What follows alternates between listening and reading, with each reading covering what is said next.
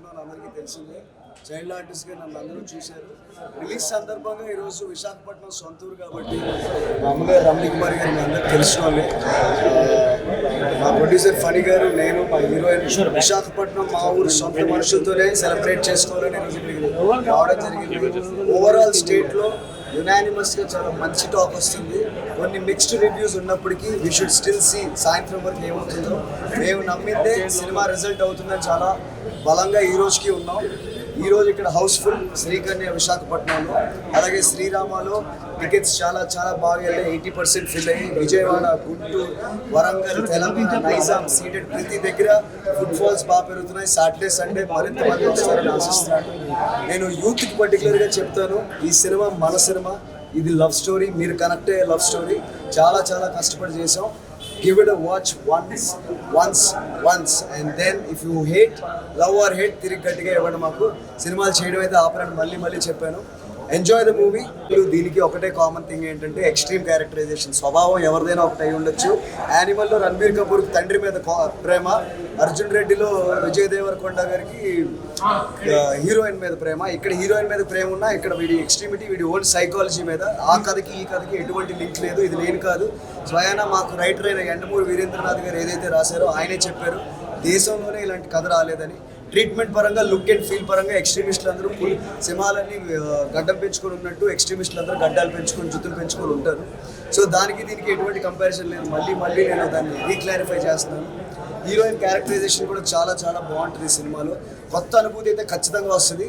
ఆ కొత్త అనుభూతి లేని సినిమాని మేము ఎందుకు తెస్తాం ఇంతకాలం వెయిట్ చేసిన తర్వాత? దానికి దీనికి అసలు లింక్ లేదు.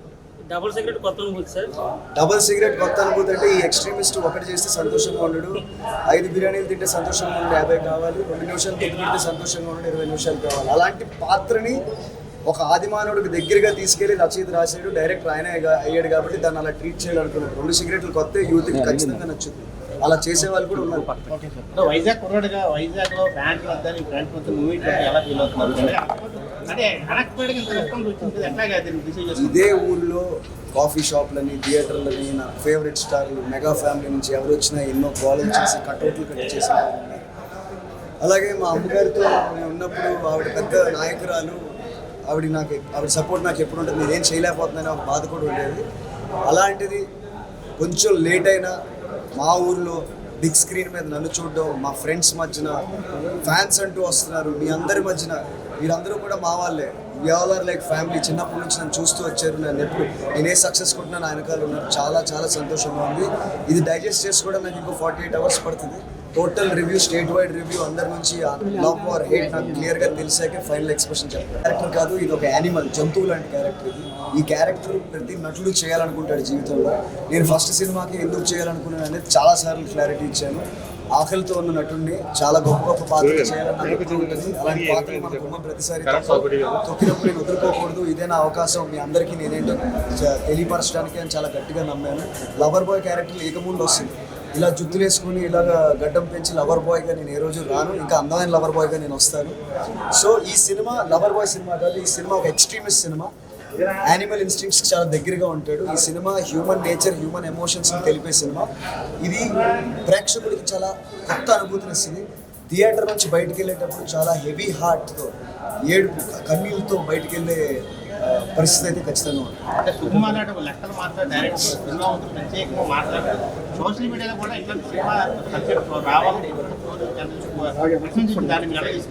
సుకుమార్ లాంటి దర్శకుడు ఏ రోజైతే మాకు ఆయన సెట్ మీద పిలిచి మమ్మల్ని గౌరవించి ఆయన ప్రేమ పంచి మీరు ఏం సినిమా చేశారు, ఎక్కడ రాసుకున్నారు ఈ కథ, మీదేనా ఐడియా, ఎవరిదేనే, ఒక 2 hours పాటు మాట్లాడారు. ఆ రోజు మాట్లాడినప్పుడే మేము గెలిచామని మాకు తెలుసు.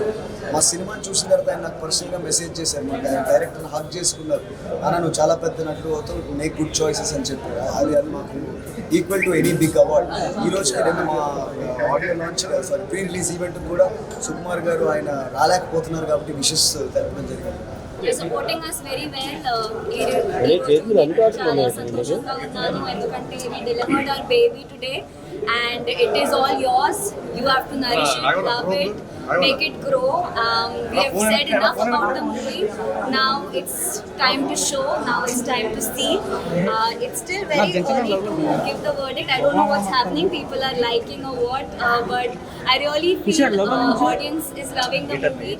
I really hope everyone, the youth, the elders, everyone, it's for everyone. It's your baby now, and I hope you all give it a lot of love. I think we have said already a lot, so I would like to wrap it up. Thank you again, everyone.